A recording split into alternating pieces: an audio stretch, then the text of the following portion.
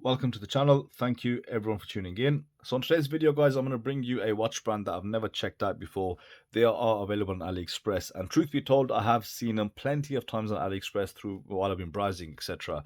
But I've never actually wanted to buy one just because of the name I&W Carnival. However, I did get offered this watch by I&W. They did reach out, and the reason I accepted it is because this watch is crazy value. So this is the box it comes in. It's very solid box, cushion, etc. Yes, there's no watch in it because I have been testing out the watch right here. And here we go, the I&W Carnival. And why is this so crazy? What's so good about it? What's so insane about the value? Well, I'm going to just break it down for you right here, right now. And after which you can shut off the review if you want.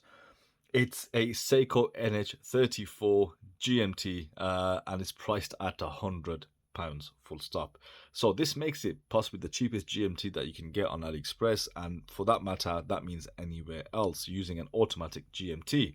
And the looks so far, it's stunning as well. There's a few really good things about this. First and foremost, you have to like the style of watch. I don't wear these kind of watches, however, I definitely can appreciate what they look like, and I can definitely appreciate the build quality behind it. You get a fully polished case. Now that's not an issue because it's not a tool watch, it's not a sports watch, so a fully polished case suits it just right. Now what complements that polished case is these lovely hands. I know there's a particular name for these hands like brigade or something, but it's not really coming to mind, which are also blued, and against that white background it looks stunning. Now the dial, if we focus in on the dial, you got these, are they guilloche style patterns? I don't know, but it's got a lovely pattern there. It has definitely been crafted to a very high degree. And then you've got the name. I think I&W would have been enough rather than putting Carnival underneath, because it makes no sense. You also got the Roman numerals that go around the watch. Good length on the hands, and you got that center disc, which is your GMT markers. Again, very proportionate. That GMT hand touches those numerals just right. You also got the date window nicely placed in between that 24-hour ring. Yeah, being the NH35, you can have no issues on there. Sorry, I mean the NH34. Now, in terms of a slight little niggle I had, was with this crown. It's absolutely tiny.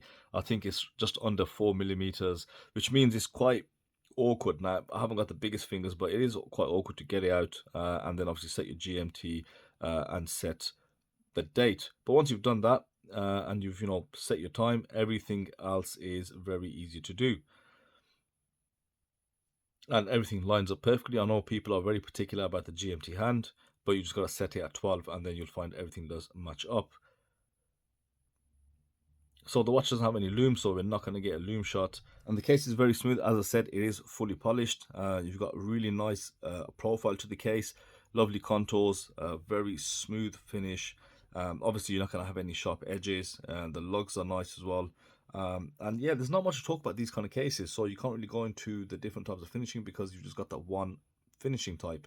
The case back, I kind of messed it up because they've made it brown, right? It's a see-through case back, and I thought it was like one of those stickers, so I found it's not a sticker. They've just kind of put something on there to make it, to darken the back, perhaps. I don't know why, but it's something that they've done. Screwed, it's got a pop-off case back, which is why it only has a water resistance of 30 meters. I'm trying to find the little notch.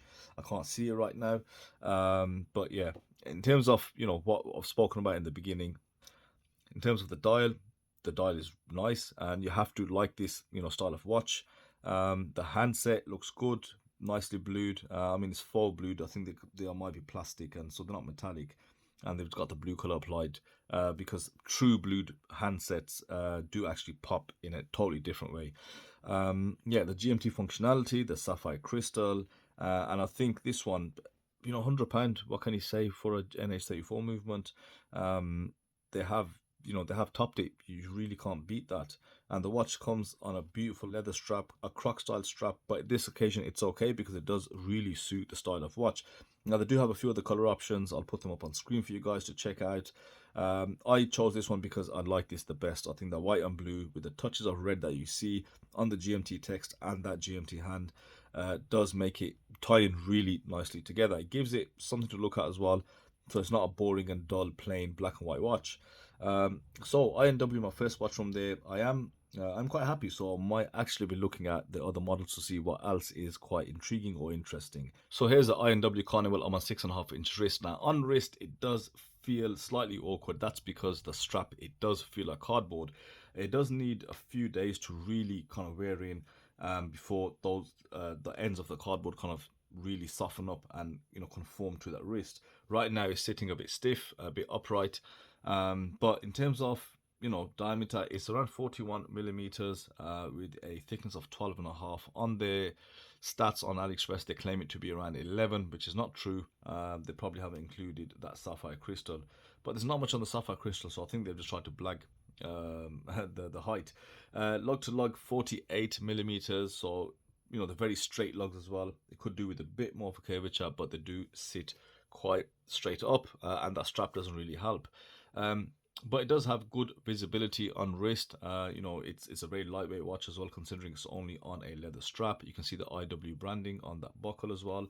And for a dressy style watch with the specs as we mentioned, £100. If you really want that GMT that bad, you cannot complain because they've blended it in very nicely into the aesthetics of the watch, so it doesn't take anything away from it. It doesn't make it a tool watch, etc. It maintains some of the elegance that this design has to offer. So overall, it's a good watch, guys. I recommend it. The movement is super reliable, and aside from that, what more can you ask for? So that's it for me today, guys. I hope you enjoyed that, and I will see you on the next video. Thanks for watching.